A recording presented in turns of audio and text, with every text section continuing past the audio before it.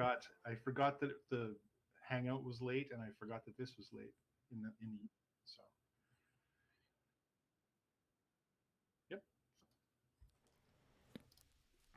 Hey, everybody. Welcome to Houdini Hangout. Thanks so much for joining us tonight. We have a little bit of a different um, setup for the evening. We have a guest for the first time, and I think that'll be pretty interesting for any of you that are joining us tonight or after the fact or whenever. But tonight we're going to be talking through the some of the KineFX workflow, and specifically talk about ragdolls and a little bit of blending animations together and things like that. So hopefully this will be a little bit interesting. You can see that things look a little different tonight. You get a little glimpse into my office space here, which is a little messy maybe, but whatever. Without any further ado, I guess I'll introduce Michael Goldfarb, who is with us tonight remotely. So Michael, you've been with SideFX for a while now. You're a training lead, and you've been there for how many years now, doing different 7. stuff? 7? Yeah. So It's weird. This is the first time I'm watching myself streaming with a delay. So I'm reacting to you talking and you moving, and they're not matched up. yeah, you might not want to. Yeah, it's I may definitely have can be to weird. change something. There we go. I'll just look at myself alone. There you go. I've been with SideFX for 7 years, 2015, I think, and came from production, mostly character TD work Right. on features, TV, animated features. That was my my intro to the SideFX company was way back in 2002 and 3. So I've been using Houdini since then. But in the last, people will have noticed that in the last 5 or so years, 6, 7 years, there's been more of an emphasis on character. And so there were a few of us who were brought on. Myself, John Mariella, who's building many of the muscle tools. So we're part of that sort of public-facing part of the character development, I guess. Right. Cool. Yeah, and obviously things have changed a lot in character in Houdini with KineFX and in recent years, and so so you're going to be talking through ragdolls and a little bit of blending animations together, right? From there. Yeah, we have a little bit of stuff online publicly about it. There was I can't remember the name of the project, but it was like an elephant walking on a little platform, and then he stands up on hind legs, and then he trips and falls. And on the website, there is a sort of, not really a tutorial series, but more like an in-depth overview series of how it was rigged, how the dynamics were done, how it was animated. But I thought it would be good to just go through, talk maybe a little bit about KineFX, and then KineFX with Ragdolls, which is a really, really cool kind of. It's like an add-on, that you can use to spice up your animations, and it's more than just secondary animation. So if you have a tail that's wagging, you can do that with a secondary animation node. But if you need people tumbling around or reacting to things in a scene in a dynamic way, then Ragdolls, you'll get it instantly. Yeah, and I've seen some examples with explosions and things like that happening and triggering different animations and things like that. So yeah, that's very cool. One of the examples I've just never really had time to do it properly is to do an explosion.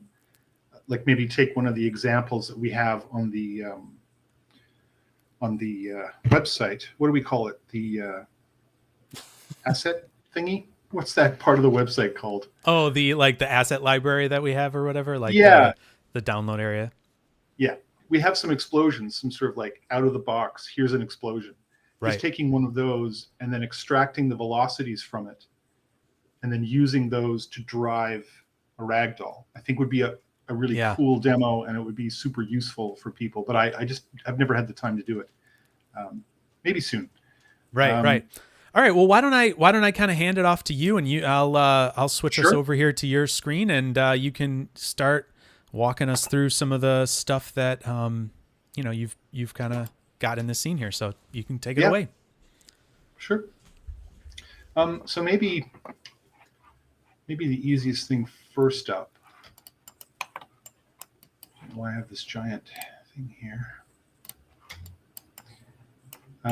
So if you can see this green skeleton. Yep. Yeah, we got it. So I'll turn on points. So in the previous Houdini, we had an object-based rigging system. So you would build up here at the object level where you had lights and cameras and things, and you would build bone objects.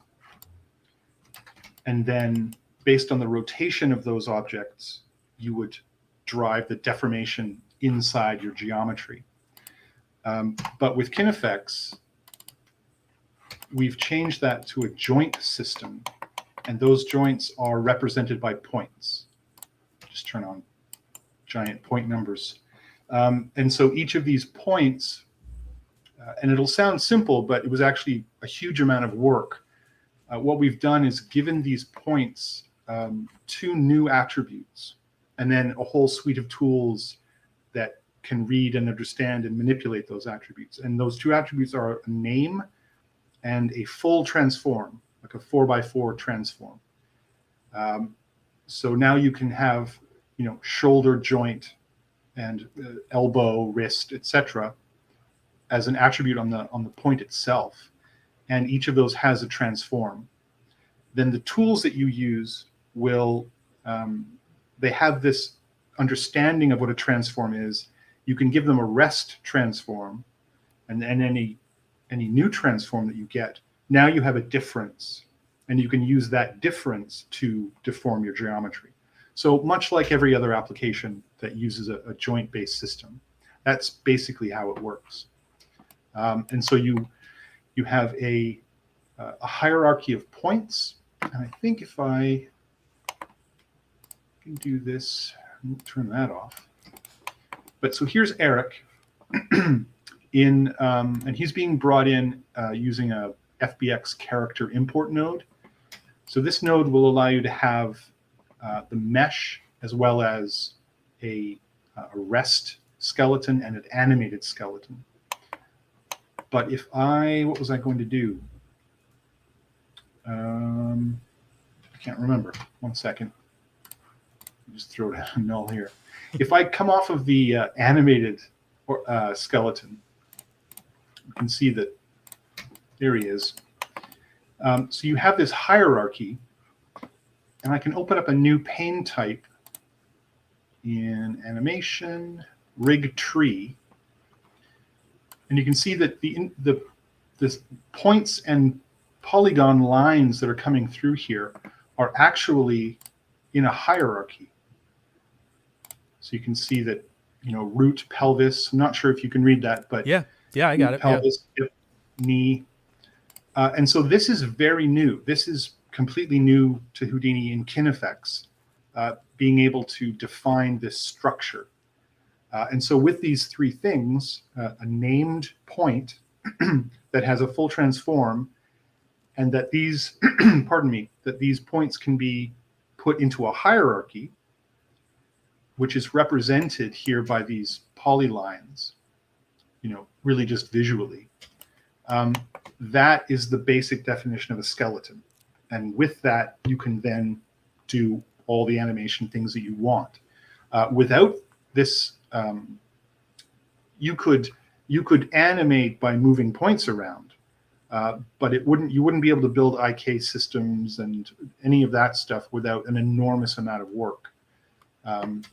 So we now have, the concept of a joint, skeletons, and then we've built a suite of tools around those things. And for me, I didn't even really know completely that this rig tree pane was even there until very recently, honestly, until maybe the last couple months. It's a really helpful thing to be able to start diving into and really investigating what's going on in a character. Yeah, and if you want to create, like I've brought this character in that we built, this Eric character. But if you put down a skeleton, whoops. If you put down a skeleton SOP, this is a way to just draw a skeleton. Right. If I enter the viewport here, you can see I've got a bunch of hotkeys for starting a joint chain, all of that kind of stuff. But if I just draw quickly like that, and I'll middle click to end the drawing, but I'm still in the skeleton state, you can see that the rig tree is populated because I've selected this node. But I think if I'm in the skeleton state, I can actually mess around in here. So I can rename these joints, and I can also drag and drop them to reparent. And you can see that reparented in the viewport. So that's not available even if you have a rig tree view up, but you're not in the skeleton state, then that won't work. It's the skeleton state that allows that extra functionality in the rig tree. Yeah, and that's some really interesting, that's some really interesting kind of UI differences that have been implemented, I'm sure, recently with some of these viewport, kind of changes with the HUD and all that kind of stuff. Absolutely. This is something much more recent. Yeah, we're moving. Well, I won't say moving, but I guess we're taking advantage of the tools that we've built for customers, for our users. Right. Especially the Python states. Yep. We've had these things for a number of years, and we use them, a little bit. But especially with the KineFX tools and with future animation tools, we're really going to be using them really extensively. And what it allows us is to have a really customized UI in the viewport, as well as additional things in the parameter panes and other tabs, so that you don't have to go to the node view all the time. You don't have to go to a pane in order to get stuff done, but you'll be able to do much, much more work right in the viewport, which of course is what everyone really wants. Right. So that's just a little sort of tidbit on KineFX and the new joints. Yeah, that's great. Awesome. But what I wanted to show tonight, whoops, what have I done there? It's always dangerous when you delete a node and everything starts cooking crazily. So we have Eric, and as I was sort of saying, if I put a rig pose node down, and then I put a joint to form, I can hook up the mesh, I can hook up the rest skeleton, then hook that into the animated skeleton. Just get rid of that rig tree. So this replicates the old system of the bone deform. It's just a joint deform, so it's a different node that understands joints. If I go into the rig pose, I can now select a joint, and I can animate it and see that deformation there.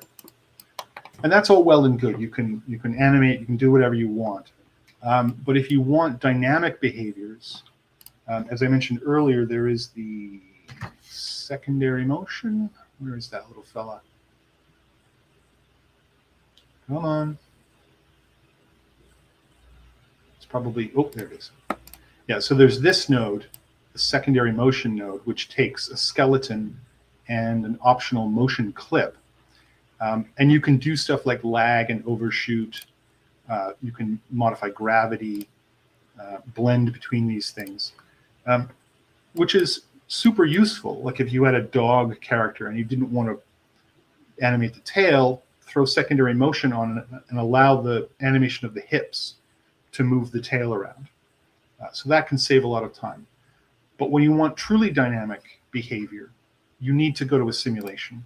And so that's what we'll be talking about tonight. So the first thing I'm going to do is just use this stash pose node, and it just stashes the rest transform into an attribute called rest transform. And it's useful to hang on to that so you can use it later. But it's not important for this workflow. Then these three nodes, the configure joints, ragdoll collision shapes, and ragdoll constraints, these three nodes are going to be the setup for a ragdoll system. And all they do, like the configure joints, it just creates this FBIK joint config attribute. So that's going to hold a whole bunch of attributes that are going to be created with this tool. And then the same with the ragdoll collision shapes. It makes like a collision shapes joint group, and it feeds into that FBIK joint config attribute. Then the constraints node we'll talk about in a bit, and then that's it. So now this character has all of the things that it needs for the ragdoll solver to operate on. Right. So I'll go through this. It's a very simple workflow.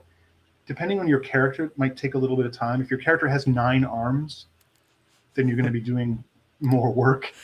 I think everything becomes more difficult if your character has 9 arms, pretty much. Yeah. But it's pretty linear. You know, like if your character is simple, this will be simple. If your character has lots of stuff, this will take lots of time, right? So it's a pretty linear relationship there. But you can see that this configure joints has a couple of modes. One of them is a full body IK mode, which is used mostly in the retargeting. There's a ragdoll mode and a rig pose mode. So for this, we're obviously going to use the ragdoll mode. And what this does, if I enter the state, you can see I've done this already for another purpose, but it's nice to have it all done for me. I'll zoom in. Can you see this shoulder joint has an orange box around it? Mm-hmm. And then this one doesn't, this clavicle bone. So each of these orange boxes are joints that I've selected with the tool, and it creates an entry here, like this knee right was this guy right here. So if I select that again, and I'm in the configure joint state, you can see this little sort of widget pop up. Let me just try and get that in there. There we go. And so we have a red, a green, and a blue kind of wedge thing happening. And these are obviously the axes of rotation. So for this joint, I've said, you're allowed to rotate that much. And I can click and drag these, you know, to my heart's content. I can make them very narrow, or I can make them as much as I want. And then over here, come on, you get this kind of plane when you have 2 axes together. And so this is just a visual representation of, you know, if we look at an elbow, you want that rotation, but you don't want, you know, this rotation. Right. And so for each of the joints that you want to give freedom to, you want to say how much freedom do they have, and in what orientation. And so I've gone through and just selected the joints that I want. And so, for instance, this upper spine and these 2 clavicle bones, I don't want those moving around based on dynamics. Just the shoulders, elbows, wrists, etc. And so all of these values are here in the parameter pane. It just makes a multi-parm listing all of those. So you can go in and you can edit those by hand if you need to. But as you can see that there are 16 of them here in this skeleton. Could be 20 if you need it. If you're doing an elephant or some kind of creature, like a tentacled creature, you're going to have more. But it's a very simple process. You just, you know, grab the joint that you want, define the rotations you want, and you're good because it's stored in this joint config attribute. Right. And you can transfer these because they're just attributes. So if you had another character that was humanoid that was essentially the same, you could transfer the attribute over and it would save you a lot of time. Yeah, using just a standard attribute transfer node, right? Yep, because it's just an attribute. Yep. And you can examine all those attributes in the, in the thingy. The geometry spreadsheet. I've been talking all day, as you know, Peter. Yeah. We've been talking all day. So that's configure joints, and it really is that simple. There's nothing complicated about it. You're just telling the joint you're allowed to move around, but I want you only to move, this much in a particular axis. And then the next node is very similar in that it creates this multi-parm. But what it does is create a collision shape. So if you imagine an arm, that would be, this volume. And if you enter the state, again, you can see I've selected some already, and these are the shapes that you get created. So if I select that guy, I get this very simple kind of capsule shape. And you can see on the multi-parm, there's a parameter called shape, and the default is capsule. But I could use a box, a sphere, or a custom shape. So depending on the character or whatever you're doing, one of these shapes will be more or less appropriate. And is that second input for the custom shapes? Is that what that's for specifically? There's like a secondary input on top of it? Yeah, if you mouse over it, you'll see it says custom collision shapes. Yeah, and I'm guessing that would match up by name and stuff like that. Probably it would be some sort of thing like that. I think so. Let's just put something in there. Yeah, just curious because I did see that before when I was working in there, and I was just curious, how that specifically worked. Now, I'm guessing that's probably a little bit limited as far as when you might need that. Like, probably most of the time, a simple collision shape in this kind of workflow is going to work fine. Yeah, I mean that's why those defaults are there, is because they're going to work most of the time. Right. So I just put platonic solid down. Let's just give it a name of fart, which is the custom name that you give to everything. So now if I go to this drop down, custom, what is that, lower arm right? Oh, there you go. And there's a shape name. Maybe that's just what it does. Right there, that shape name. There we go. And then it looks for the name. Yep. And there we go. So you would have to... Platonic is still sitting at the origin. I think it might get offset. If I think, let me just put this back to box and let me nuke that. Put that back to custom and fart. No? Yeah, so it must be that they're kind of anticipating you maybe running that through some sort of other process to maybe make some collision geometry and then bring it back in. The logic may have been that you've taken your mesh and chopped it up into chunks. Yep. And you want to use those chunks as your custom. So those chunks would already be in the right spot. But it would be easy enough to, to move this and scale it up to where that arm goes.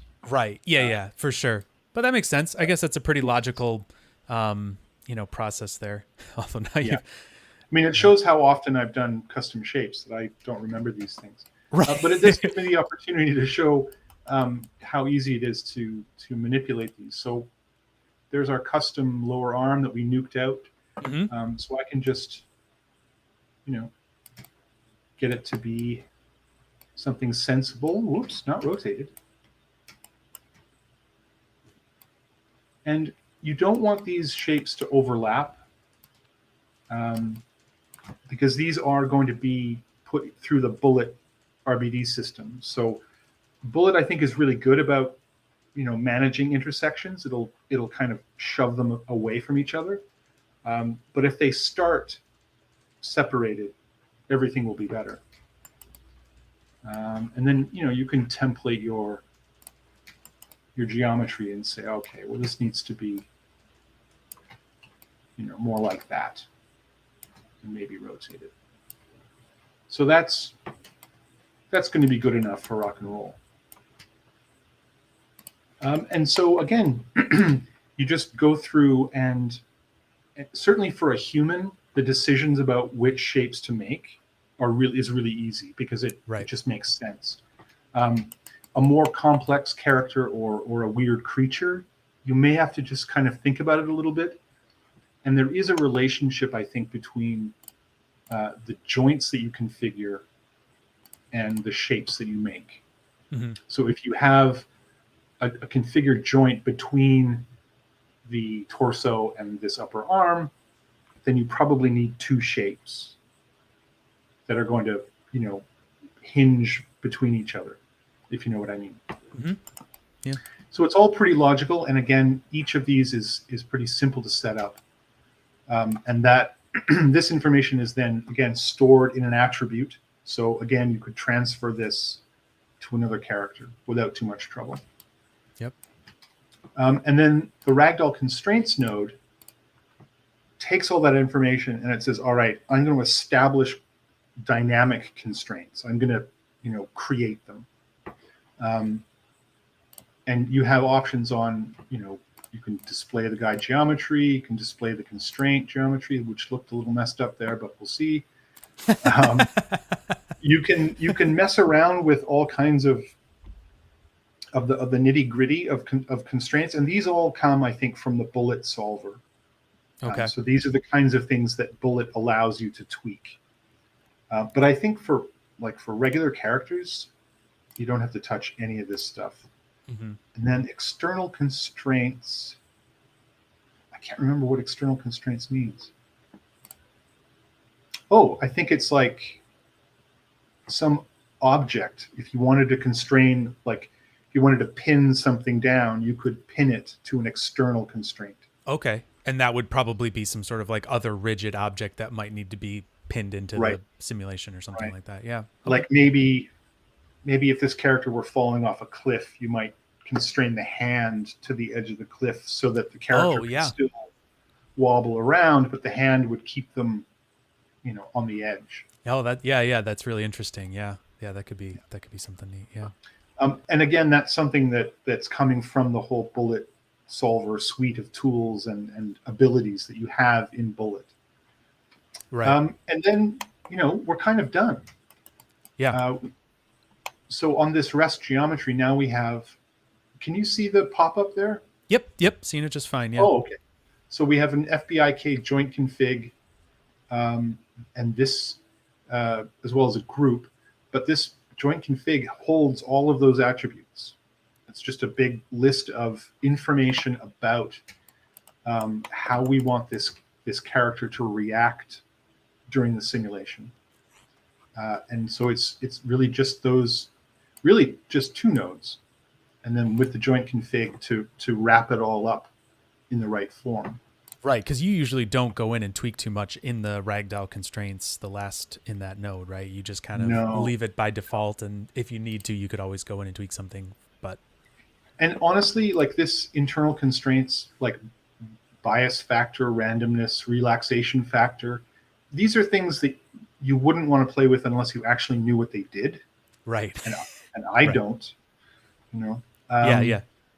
I think it's true even in an RBD system, if you're doing destruction or even things that are complex, like if you were to build some sort of a mechanical RBD system, you probably wouldn't be messing with a lot of those things. I can see edge cases where you'd say, okay, I need a little bit more softness, or, I want to change the random seed for some reason. I don't know why. Yeah. But like any kind of simulation, you get all these options, and oftentimes you just don't need them. You don't need to worry about them. It's good that they're there, but nobody uses them. Right. So let's see if we can go to Ragdoll solver here, and I'll talk. There's lots of stuff that we can do in here. Let's see, because I have a little piece of of walking animation. And let's just see what happens here. I can't even remember how this is configured.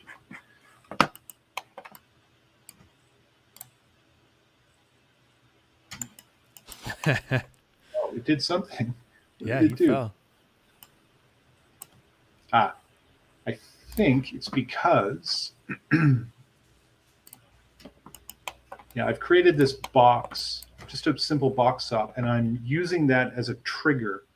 Mm-hmm. So when the character's pelvis enters the box, the character turns into an RBD system. So he's animated, he passes the box, and then he falls.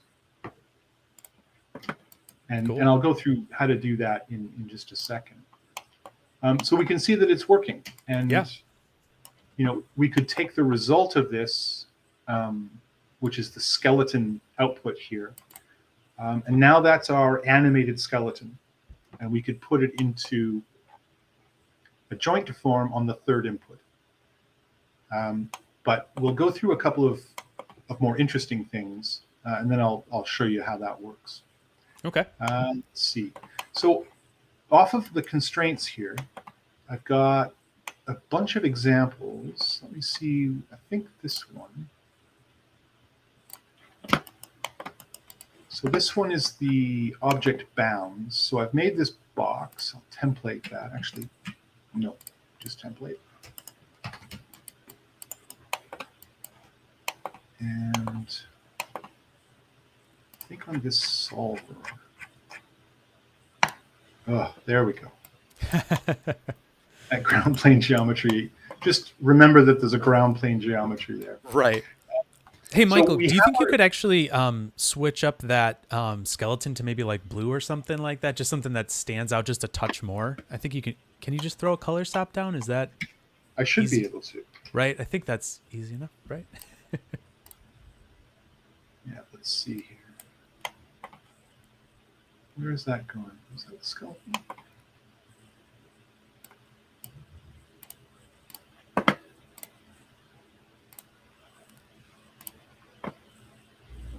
Is that better? Yeah, that's a little better. Just shows up just a little bit better on the on the stream or whatever. Do you want me to go to black on the background? That's great. Okay. That works perfect. I think you can see that a lot better now. Maybe that'll help too. Yeah, sure. No, it's great. Yeah. Perfect. So we have our character, and it's moving along with animation. And now we're going to go into the Ragdoll solver. And so the solver wants a skeleton. And then I have a couple more inputs. One of them is the constraint geometry, and the other one is the collision shapes. And those are both coming out of the constraint, the Ragdoll constraint node. So the second input is our constraint geometry, and the third output, is the collision shapes. Right. So the Ragdoll constraints has taken all of that information and it's created constraints and it's created shapes. And now we can use those in the solver. And so I'm just going through a dot node here because I have a couple of examples. But they're coming straight through right into here. So the Ragdoll solver is where all the business happens. And it's got sort of the usual stuff. So we can reset it. We can change the start frame. The substeps and constraint iterations. Obviously, higher substeps is more accurate, but it's also going to take a little longer. Same with constraint iterations, like how many times per frame should it calculate what's going on. We can change gravity. We can change the bullet world scale, which I don't think you should do, probably. Yeah, pretty rare to do that. Yeah. So we can add a ground plane, which I have done. And then at the bottom here is a guide geometry area where I can display a bunch of stuff, including the ground geometry. But I'm going to turn that off because it's distracting. Right, and then, so we have a section called collision geometry, which is talking about the collision geometry itself. So we can create static objects, active objects. So all of these are inherited from the regular bullet RBD stuff. So if you're familiar with that stuff, you'll immediately know what's going on here. And the docs on this are really quite good because they're new. There's no old stuff. So there's lots of extra information in the documentation. We only have like 2 or 3 versions to sift through instead of 15. Yeah. So that's that on the solver, and then we get into our ragdoll stuff, and so you can see rest posed attributes. So we're still using that rest transform that we made way at the beginning, and so it's always handy to make it because there are lots of other nodes within KineFX that will use it if it's available. So then we have basically 3 sections. We have a stiffness section, which is pretty obvious. And then we have a motors section and a transition section. So motors, which I don't have an example of here, but a motor comes from like live action practical effects world. And the example that I've used before is Indiana Jones and the Temple of Doom, when he cuts the rope bridge, and there's a bunch of bad guys, and they fall into this ravine. They build dummies, like mannequins, but in order to make them more realistic, they actually put motors in the joints, in their knees and elbows, and I think in their shoulders, and the motors just moved stuff back and forth, so that as they were falling, they were actually waving their arms and legs as if they were about to die. And it makes it like amazingly more realistic. And so motors, sorry, in the Ragdoll solver, allow you to do the same thing. And the motor that it is going to take is the animated joint. So if you have animation on your joints, you can turn on motors and say, let's just turn this on. Yeah, you can determine a strength. So a joint and its constraint and collision shape are in the RBD solver. The RBD solver wants to solve it, wants to move it around, but it has this additional influence of this previous animation. So if the solver says that the forearm should extend like that, like it gets hit, right, and wants to go like that, but the animation is saying do this, then it's going to influence, like they're going to be in tension a little bit. Yeah. So if the strength is really, really high, then you're not going to get as much simulation out. But if the strength is kind of low or medium, you're going to have a little bit of the character's original animation in the simulation. And so what you could do, depending on the sort of size and complexity of the work that you need doing, and I think the other example that I have has a little bit of that in it. But what you could do is you could have, like, man walks off cliff, or falls off cliff. So you'd have a man walking animation, then he trips and falls off the cliff, but now you could have a, oh my God, I'm going to die animation.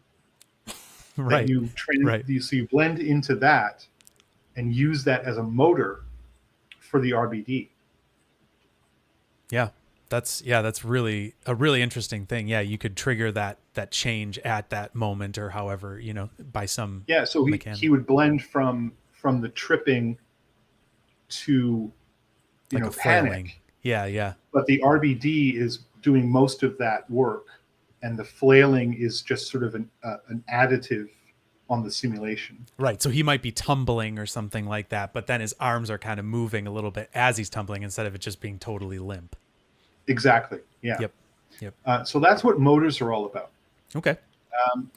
And then transitions are what we have going on here. We're using an object bound type, and there's a bunch of, you can see that pop up. Yep. Okay. So you can do things like, cast a ray to an object, object distance.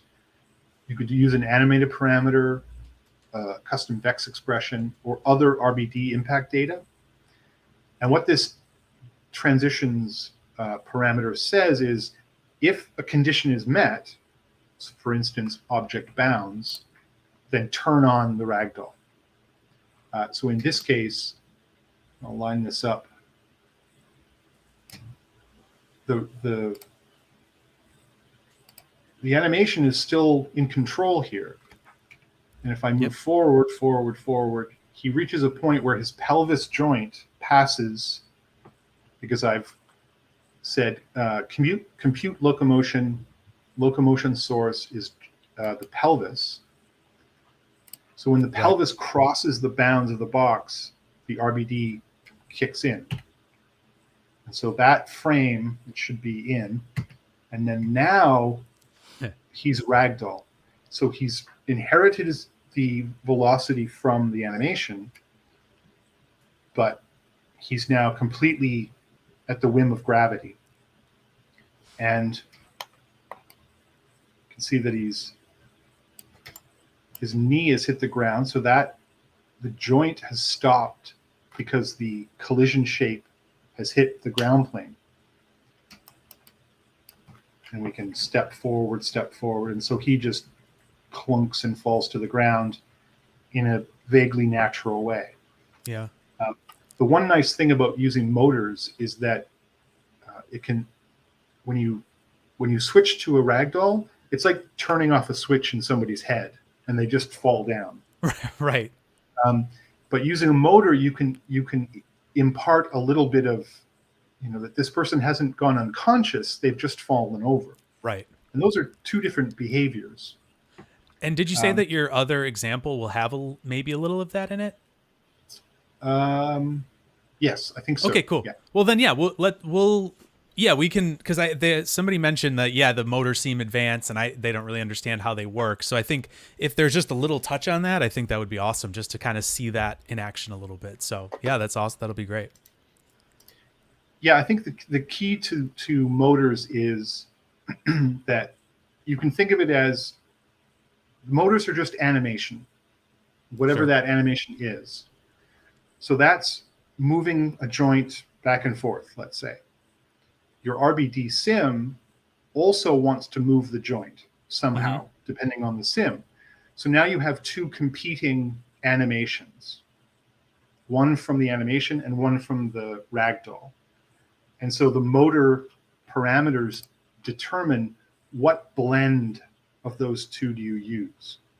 That's kind of the easiest way. But again, there's another example that I'll show that has that. Yeah, great.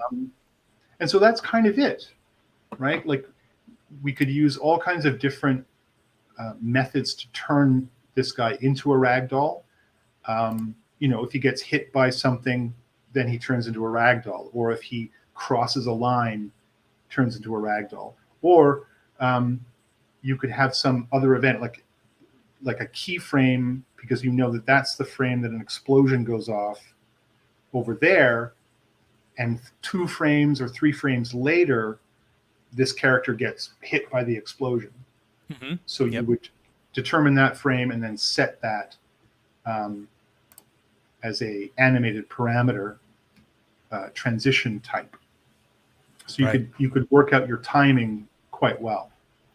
Yep. I mean, yeah, and you can get all the way down to doing, it looks like there's a vexpression thing in there as well, and there's all sorts of, you can get as complicated as you want. Yeah, once you go into a custom vexpression, now the world is your oyster. You could do it based on, the amount of color in some other mesh. Right. Why you do that, who knows? But here you can see on the type on the object bound, I'm checking incoming, but I could also check outgoing, or I could check continuous. Okay. So in a continuous state, only when, like, let's say this were on a cliff or an incline, and he was falling, or he was walking, and then he gets inside the volume, hits or becomes a ragdoll, and now tumbles down the hill. If it's set to continuous, when he leaves the bounding box, he won't be a ragdoll anymore. He'll transition back to animation. Mm-hmm. So you could have a guy walking down a cliff, down an incline, trip, fall, and tumble, and then come to rest in an animated position and get up, because there's a get up animation. And Right. that's exactly what I'm going to show in the Right. next Cool. example. Quick question. So Yep, somebody just asked, could you use this for exploding bodies or gore, maybe with flip or, dops work in there as well? Like, absolutely. yeah. Um, Almost all of these tools come from the crowd tools, Okay. because the Yep. agents can do this as well. You can create a ragdoll simulation in agents, um, and so you have a big army, and then something comes in and wipes them all out. Right. And so we've extracted all the relevant bits and put them in. So now you have a hero character that's animatable, that has a lot of the properties of an agent in the crowd system. Right. If you wanted to do things like you can break constraints. So Okay. right now there's a constraint from his chest to his shoulder to his elbow to his wrist, and if you cut up the geometry, you could break the constraint that's between the shoulder and the chest, and his Yep. arm would fall off, Got it. right? Because Yep. the constraint is holding them together is not there anymore. Mm-hmm. And you'd have to break up the geometry, and then you'd write that geometry out to disk, read it back in, and now when that moment happens, you can have a particle system or flip or fluid, Right. whatever you want. Yeah, you could Smoke. even use something like the debris node or something like that recognizes that separation to source some Yep. particles and spray or do some crazy thing. Yeah. Yeah, Okay. you would treat all of that just as a normal workflow, Yeah. in terms of that kind of effect, gore effects. And you could even have, the arm, the constraint on the arm. I don't know how you would do it. I'm not sure. You could have it get really, really soft, so it stretches Right. off. It doesn't fall off, and then you could have like weird attachment sinew and tendons and stuff, and for your zombies and whatever. Right. You could do that then after the fact as some other type of After simulation, the fact. Yeah, vellum or absolutely. whatever. Yeah. Yeah. Yeah. Cool. Awesome. And are there any? I haven't looked at the chat. No. It's okay. Yeah. I've been keeping an eye on it. I've got it Okay. all. I've got all mission control over here. So All right. yeah. We're good. So what I'll have to do is I'll have to stop sharing, and then I'll okay. share my other Yeah. file. Yep.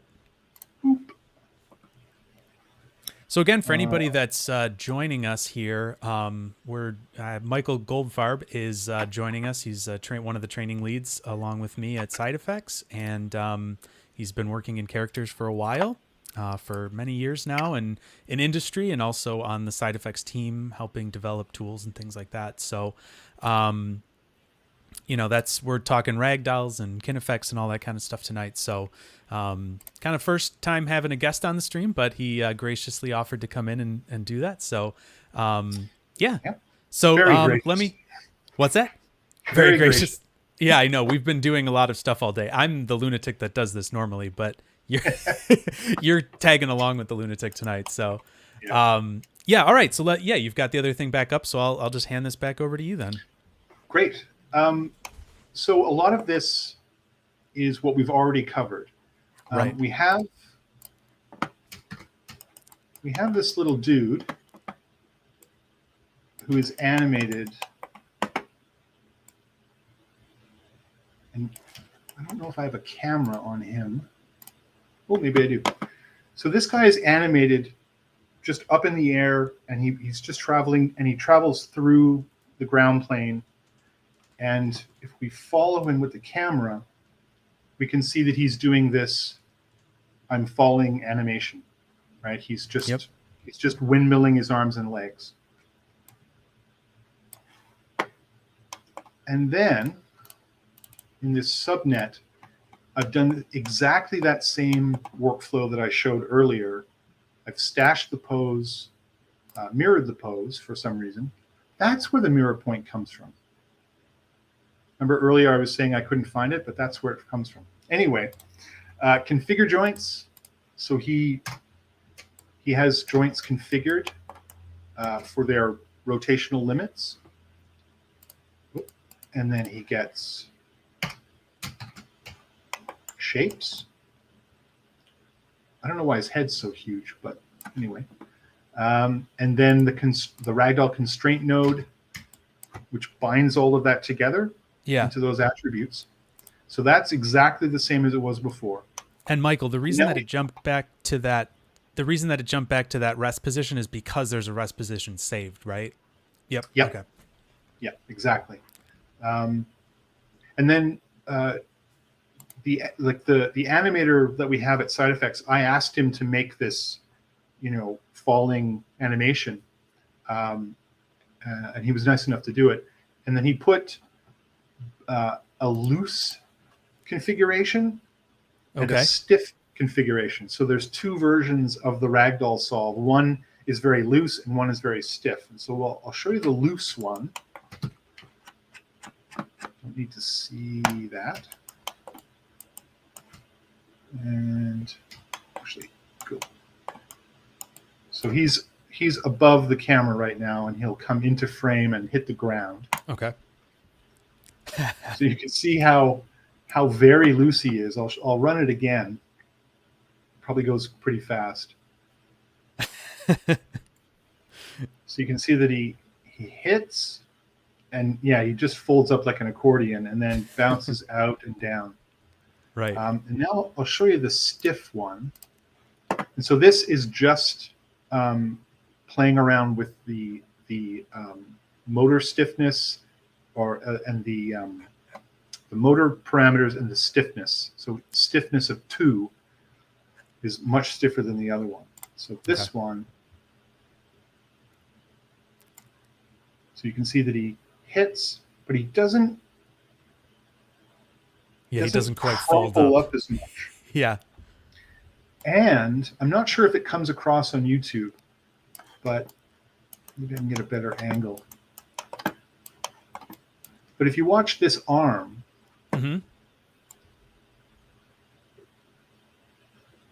it actually has a little bit of animation in it. Okay. Yep. Because his animation is mostly this. And so his arms are kind of trying to keep doing that a little bit. And that's because this motor parameter is on, and it's using a strength value from a ramp, and this is the ramp. So there's just a touch of animation there. And let's see if I can change this to be, I don't know, very strong. Let's try 15. I don't know what this is going to do, but let's see. So you can see that he's trying to continue to animate, right? So this is while an he's RBD, on the ground, yeah. Yeah, this is Ragdoll, and yet it's behaving just as the old animation was. It's just in a new position. That's because the Ragdoll is saying, I want to move these joints around, but I'm also going to pay attention to the animation that's coming in. And if the values are high enough, I'm going to move the joints according to that animation. And you could adjust the time range there. Am I seeing that correct? That you could adjust the time range and allow for that to go for longer if you wanted to or whatever? Yep. Yeah, you can play around with all of that. Plus, there's a motor strength scale. Like I could drive this with an attribute. Right. Got it. So then that would be on the animation that you read in from the start, and depending on how you've set that attribute on your skeletal mesh, or your skeleton with points and everything, that would do it. Yep. One example that I can think of, like for a character, let's say you had a character with like a mechanical arm. So the rest of their body would fall and flap around naturally, and they would get knocked out. But their mechanical arm might still be, operating whatever it's supposed to be doing. Right. So you might have these two different behaviors, and so you would have animation on the mechanical arm and set its strength really high. Yeah. So it continued to do things even though the rest of the body was in a Ragdoll sim. or Yeah, whatever. no, I mean, just to know that there's that level of flexibility where you could literally drive the animation strength after ragdoll with an attribute on a point from this, skeleton is just Yeah, opens up so many options, really. absolutely. And of course, these are all very contrived examples. Sure. But you would find, especially with simulations, that there's always, oh, that one little thing isn't quite right. Yep. And so having these kinds of extra options and extra parameters that allow you to dig in, especially for behavior, especially for ragdoll, because as I say, it's like somebody turns a switch in their head and they just collapse. But that's not how things work. Right. Unless it's somebody getting bonked on the head and they just fall over. People don't react that way. Yeah. To car accidents, or like they're in a spaceship and it crashes and those sorts of things. They get tumbled around, but they still say, "Look out! Hang on to something." Yeah. Right. Yep. So you'd want more control. Mm-hmm. So that's our ragdoll, and then in this case, the ragdoll result is being put back into. Is being put back into a rig, which is an interesting workflow. So we have a rigged character, and its animation is going into a ragdoll solve. The result of that animation is going back into the rig, and inside this rig, it's being retargeted back onto the animation, onto the rig. Right. If you follow. Yep. Yeah, for sure. So this guy, I can now, change the animation on top of the ragdoll that's there already. Mm-hmm. And just as a side note, that red node there is a subnetwork, right? It's a HDA that's all packaged in together. It's an HDA, but it's basically a subnet because it has it's got start frame and the switch between loose and stiff promoted. But otherwise, it's just a box. Cool. Yeah. And the Jamal, who was talking about the motor, said that makes it a lot more clear. So yeah, great. Thanks for. Good. All right. Cool. So we have our dude, and I'll just play the result of this stage.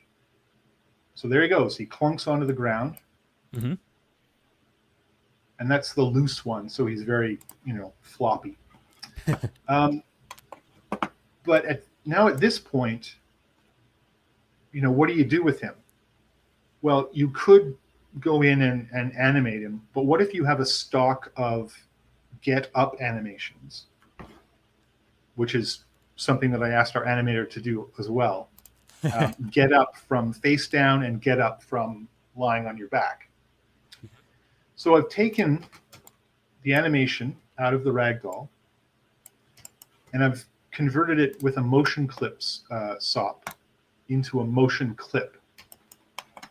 And this is something that is, as far as I'm aware, unique to Houdini, because these poses are geometry. So what you're looking at is motion over time turned into geometry. And now we can do things to the geometry that we couldn't do to the time. And one of those things is we can retime. So what have I done here? Frame 70. So if I bypass this, it looks like I've just shaved off a couple of frames. I'm not sure if you can see it. Yeah. There's like a few that go away there. In fact, it could be quite a few, right? Because you're going up to 192 and you're cutting it to. So there, I've shaved it down to 50. So if I bypass that, so all of these frames of geometry are gone. So I'll put that back to 70. So now I've retimed the motion, because what you do is you take this motion clip, you do whatever you need to do, and then you reevaluate it. And that takes it and says, okay, I have this geometry I'm going to convert that back into a single skeleton moving in time, which is Right. this motion evaluate node. So now this animation is just up to frame 70, and then it stops. Yep. And then I've written this out, and this was a different sim, so it doesn't match the other one. Okay. Yeah. But it's okay. Because I think I tweaked the animation or the sim a whole bunch of times until he landed on his back. Okay. Yep. Just Right. because I was cheating. Because now I have this animation, I turned that into a motion clip. Mm-hmm. And over here, I have, that's the first frame, but I have a piece of animation, which is, it's just a little clip of a guy getting up from being on his back, and he's getting into a boxing position. Yep. So that's what that animation is. I take that and turn that into a motion clip. So now I have these two motion clips, and I can now sequence between one and the other. Yeah. And so you see where this is going. And the motion clip sequence has a whole bunch of options on it as well, in terms, especially like blend. So I'm blending. What am I doing? Method overlap sequences. So I've got, imagine two sequences. I'm overlapping them, and then I'm taking 40 frames to blend them together. Right. So kind of like a dissolve in a editor or something like that, where you're editing two clips together in some ways. Yeah. It is like an over operation. Yeah. And you're doing like a mix or a sum or something, or a max. Right. Whatever Something that like that. costs. But basically you've got these two clips as if you would in an NLE, and they're kind of just overlapping, and you're doing some sort of interpolation there between them. Yep. You're just creating a smooth transition between them over 40 frames in this case. Yep. And then I evaluate. So now I have a motion clip, but I need to evaluate it to be in time rather than in space. And that gives me this.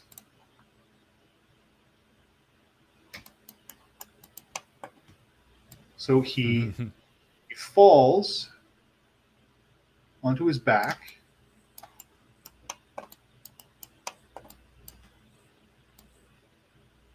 And you can see that there's still a little bit of animation there from the moving around From the motor.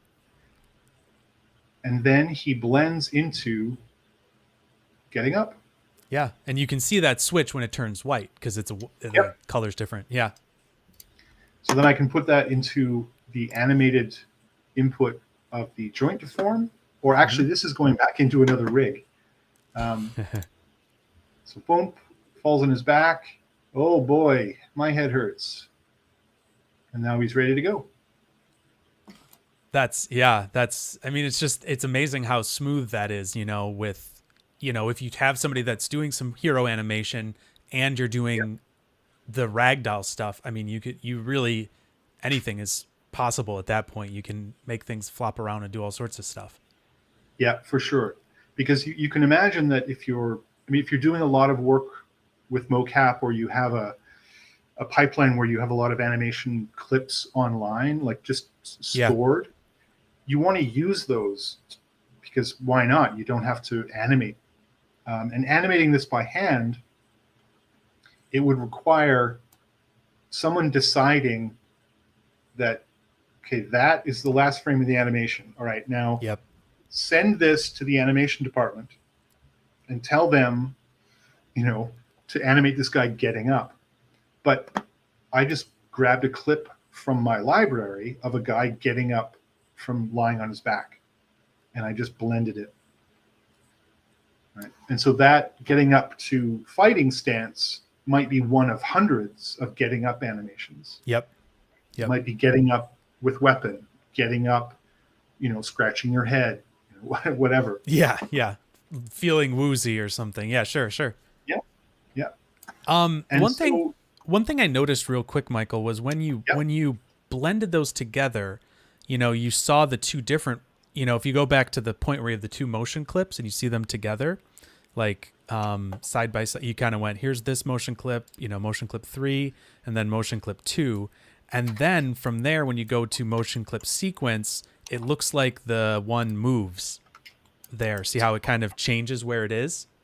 Yeah, I seem to remember. Is that the messing locomotion around. joint? It is. It's the locomotion joint. Okay. No, that's a good point, because if you just look at the motion clip, he's getting up and looking down Z. Right. But the guy lying on his back he's kind of facing like X. He's facing X. So what I did is I said, and I didn't really do this intentionally, I kind of clicked around until it worked. Sure. But I said, okay, how do I want to match the translation between one sequence and the other?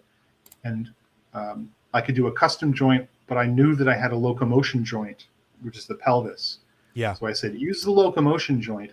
And then I just clicked these shift axes buttons and it lined up. Gotcha. So because I was kind of lucky, and this was for a demo, so I was kind of cheating a little bit. Right. But you could also do like a custom orientation and use joint orientation. Mm-hmm. So there's lots of, you could use the up axis, all axes. Because we know that when you have two motion clips, one of them that you really need to use or want to use, but it might be twisted around, and you think, well, how do I twist it around manually? So we've added these kinds of tools to say, look, simple orientation, we can give you some extra tools, to turn something 90 degrees or to orient this thing that's your motion clip with this thing. So it'll go like that. Yep. Right. Right. Just enough to get them close enough, mm-hmm. so that the blend, really all you're doing is helping the blend. Because you could blend between lying down on your back facing in Z and blend to getting up facing in X. The blend would look ugly. Right. There might be some sliding. Right. The further you have to go with the blend, the weirder that interpolation could be handled. There could be some weird turns and rotations and stuff. Yeah. So this translation section and the orientation section are just giving you a few tools. In extreme cases, you might have to go in and actually fudge stuff around. Mm-hmm.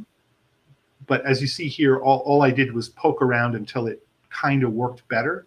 Mm-hmm. And that's what I went with. Sure. Yeah.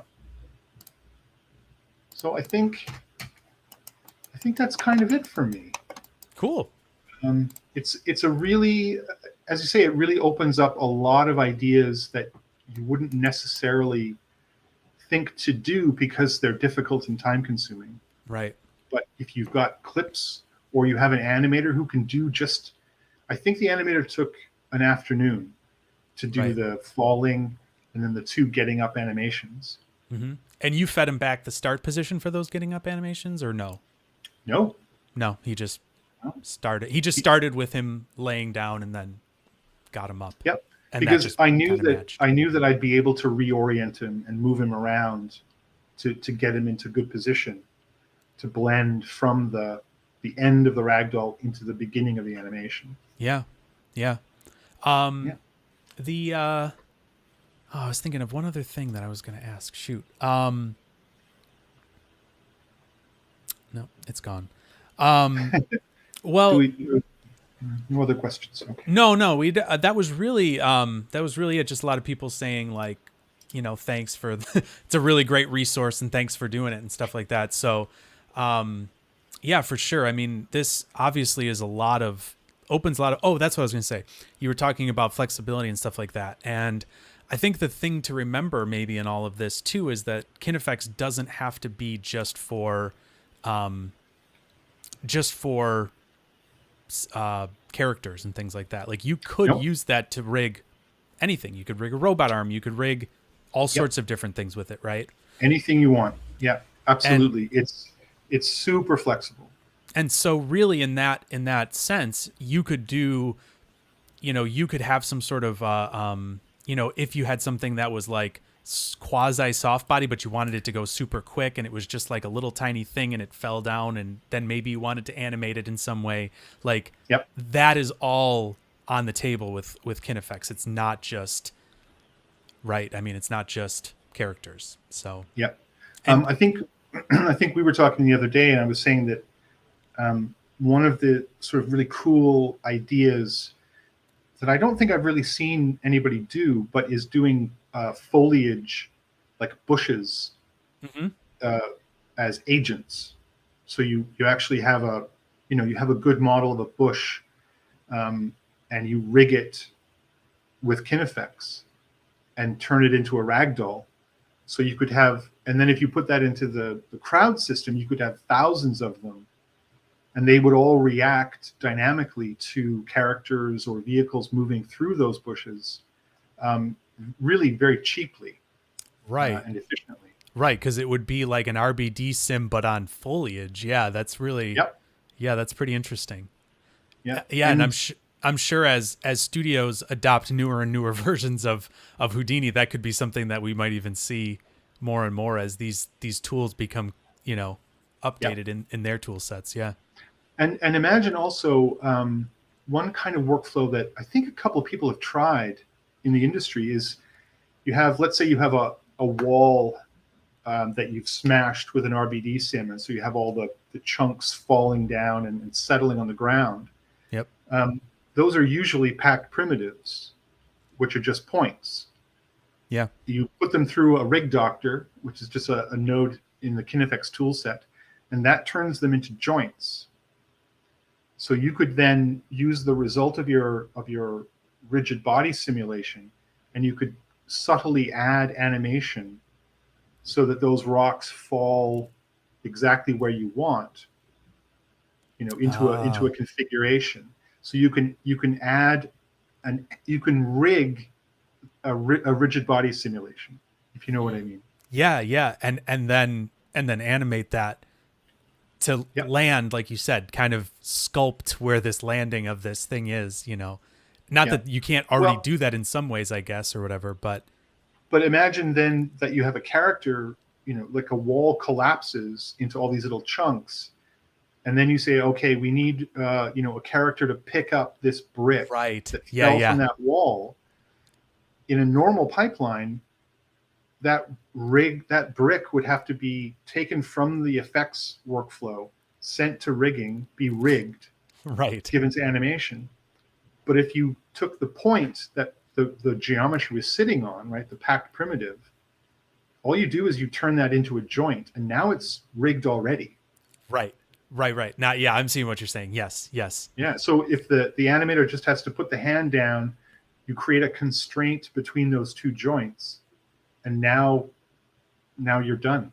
Like all these little ideas are now possible in Houdini, because of KineFX and because of this point as joint workflow. That right. is actually something that I forgot to mention, and I've closed my other file, but I can. Oh, are you still Yep, seeing yep. my Oh screen? yeah, we got it. Okay, so back here in our little subnet where we were configuring our ragdoll, if you go, if you select a solver node and if you double click it, Hmm. you'll go to its dive target, Right, right. Yep. which in this case isn't just one level down, it's actually a couple levels down, Hmm. because I'm in Ragdoll vs Solver loose, Ragdoll sim, and there's a forces subnet. Right. And you can put in all of these pop nodes, the pop uh, particle nodes, all of them will work inside this Ragdoll solver. Hmm. So you could put a force. Oh, there's already one in here. Interesting. I can't remember what I was doing. But anyway, you could add noise. You could, one of the ones that I've used before is drag. Hmm. And I find that drag or wind, Yeah. adding that to a ragdoll solve makes it look so much more natural, so less mechanical and like instant ragdoll, and now he's all jiggly and falling down. It's like it's like it blends, it smooths out everything Right. just in a subtle way. Yeah, I could see how drag. Well, either because they both have that wind resistance kind of concept with them. Yeah. Yeah, just the idea of wind resistance, and so you can do it pre-solve or post-solve. But as I say, all of the pop tools, some of them don't really apply. Right. Or even if you But wanted to do something like something was falling and you wanted to add a speed limit or something to it so that it hits like a terminal velocity or something, that kind of speed concept. limit, yeah, Sure. absolutely. You could use pop attract if you wanted to, like, magnetize something, Sure. Yeah. so your Yeah. ragdoll gets sucked somewhere. Um, attribute from volume, I think. Attribute from volume might be the one that you would use to go and look at an explosion and get velocity information. Oh, yeah. Sure. Sure. Right. Like get the velocity from a from the fields that are moving towards them or something like that, and then pick once that velocity maybe gets to a certain threshold, have that pick the character up and throw them or something like that, right? Or if an explosion happens and you have, just a simple velocity field moving out, Yep. and you have a character there, then that velocity, the character's, the ragdoll will inherit that velocity and move the character Right. You're based on sampling the it at that explosion. position in the velocity field, right? Yeah. Yeah.